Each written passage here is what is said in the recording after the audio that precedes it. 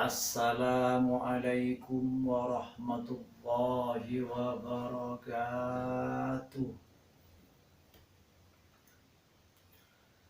Alhamdulillah. Alhamdulillahilladzil qail khalaqal insana 'allamahul bayan. Wassalatu wassalamu ala asyrafil anbiya Sayyidina Muhammad ibn Abdillah wa ala alihi wa ashabihi wa mawala. Ayyuhal ikhwan rahimakumullah.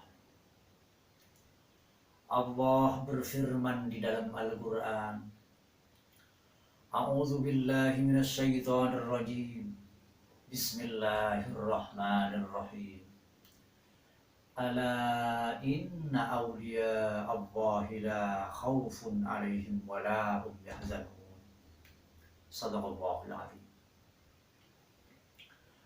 Artinya, ingatlah, sesungguhnya wali-wali Allah itu, sesungguhnya kekasih-kekasih Allah itu tiada punya kekhawatiran dan tiada pula bersedih hati. Maha benar Allah dalam segala firman-Nya. Berangkat dari firman Allah yang ini, marilah sejenak kita mengenang dan merenungi ungkapan-ungkapan para wali sebagai motivasi dan pengembangan diri, karena Allah telah menyatakan bahwa kekasih-kekasih Allah itu tiada punya kekhawatiran dan tiada pula bersedih hati. Maha benar Allah dalam segala firman-Nya. Ayyuhal ikhwan rahimakumullah.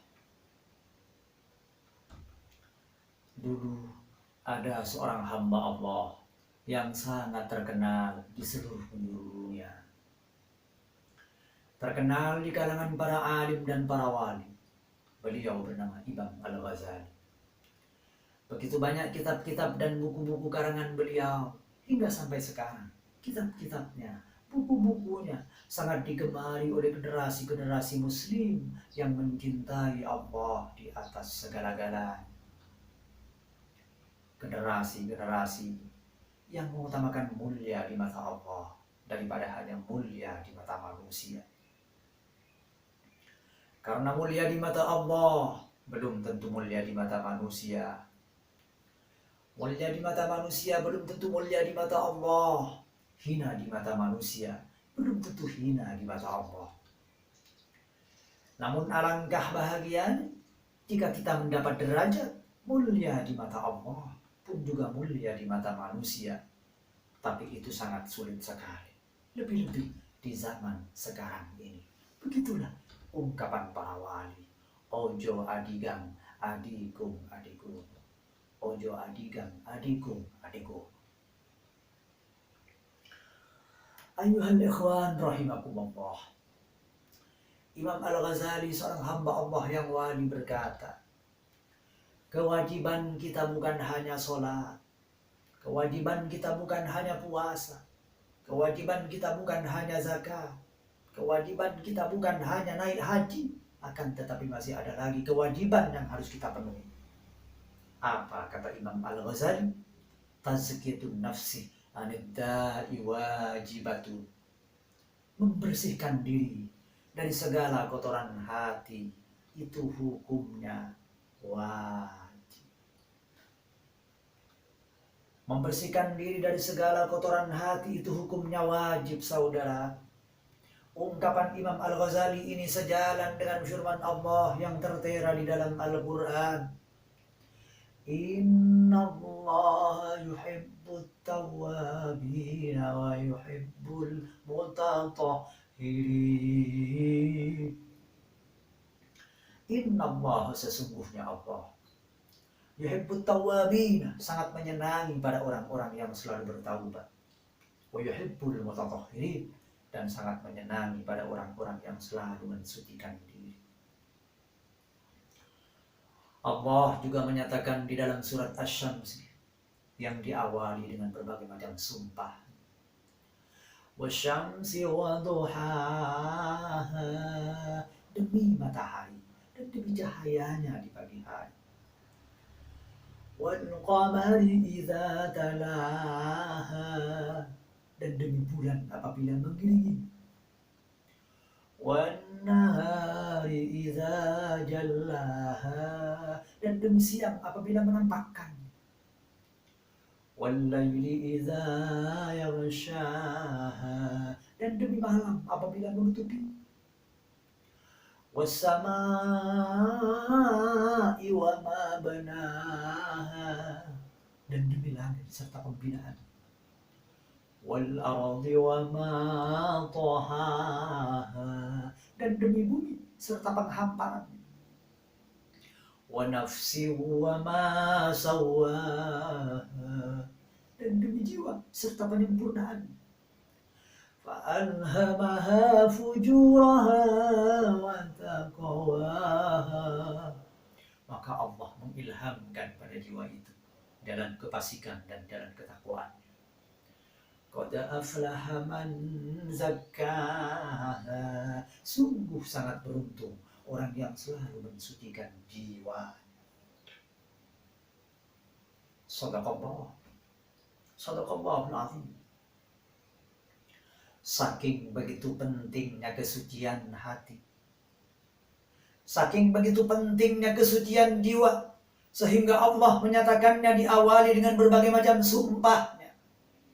Demi matahari, demi bulan, demi langit, demi bumi, demi siang, demi malam, bahkan demi jiwa itu sendiri, Allah menyatakannya. Sungguh sangat beruntung orang yang selalu mensucikan jiwanya. Sungguh sangat beruntung orang yang selalu mensucikan jiwa.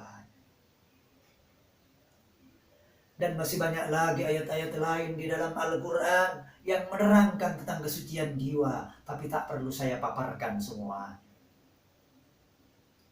Sungguh mantap ungkapan Imam Al-Ghazali bahwa membersihkan diri dari segala kotoran hati itu hukumnya wajib.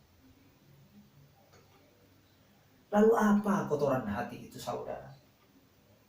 Astagfirullah. Kotoran hati itu banyak sekali, saudara.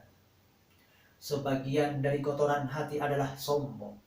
Sombong kepada Allah, sombong kepada makhluk-makhluk Allah. Dalam pergaulan sehari-hari terkadang kita mendengar ada orang berkata, untuk apa kita sholat? Sholat itu tidak ada gunanya, hanya waktu dibuang percuma. Toh walaupun sholat kita tidak kaya-kaya, mending kerja keras kita banting tulang biar cepat kaya. Na'udzubillah. Itu ucapan-ucapan sombong kepada Allah. Itu ungkapan-ungkapan sombong kepada Allah. Karena sombong pada hakikatnya adalah menentang pada kebenaran. Sombong menurut syariah adalah menentang pada kebenaran, menentang pada perintah Tuhan. Kasihan pada mereka yang mengatakan demikian. Kasihan mereka. Kasihan mereka yang bejat. Kasihan. Mereka tak sadar bahwa harga dirinya lebih rendah daripada binatang. Hum kal an'am bal hum adall. Kasihan mereka. Kasihan mereka yang bejat. Kasihan. Akan tetapi, saudara, kita tidak boleh membenci mereka. Kita tidak boleh memandang mereka dengan pandangan kebencian, dengan pandangan merendahkan dan lain sebagainya. Karena biar bagaimanapun, mereka juga makhluk Tuhan. Mereka juga hamba Allah. Mereka juga manusia yang punya perasaan, punya hati nurani dan pikiran. Hanya saja belum memperoleh hidayah dari Allah Subhanahu wa ta'ala. Kita semua yang berada di sini tadarrub kepada Allah, mendekatkan diri kepada Allah, mengartikan masih ada iman dalam dada, dan menunjukkan bahwa diri kita tidak sombong kepada Allah. Ini merupakan karunia nikmat terbesar dari Allah yang dilimpahkan kepada kita semua. Dan kita harus mensyukuri. Lalu gimana cara mensyukuri? Bersyukur tidak cukup dengan ucapan Alhamdulillah saja. Tapi bersyukur harus dibuktikan dengan perilaku kita sehari-hari. Pola hidup yang baik, pola pikir yang baik, bahkan pola rasa yang baik. Apa sih pola rasa yang baik itu? Pada intinya, di setiap langkah-langkah kita, di seluruh aktivitas-aktivitas kita, di setiap saat, di setiap waktu, bahkan di setiap hembusan nafas kita, di setiap tarikan nafas kita, diwarnai dengan dzikrullah. Itulah yang dimaksud dengan pola rasa yang baik. Jadi walaupun tangan kita bergerak, kaki kita melangkah karena melakukan berbagai macam aktivitas, namun jiwa kita, batin kita selalu menyebut nama Sang Maha Pencipta. Itulah yang dimaksud dengan pola rasa yang baik. Sehingga terasa betapa nikmatnya berzikir kepada Allah. Sehingga terasa betapa nikmatnya selalu berdekatan dengan Sang Maha Pencipta. Itulah yang dimaksud dengan pola rasa yang baik. مولد أحمد طه الهادي سيد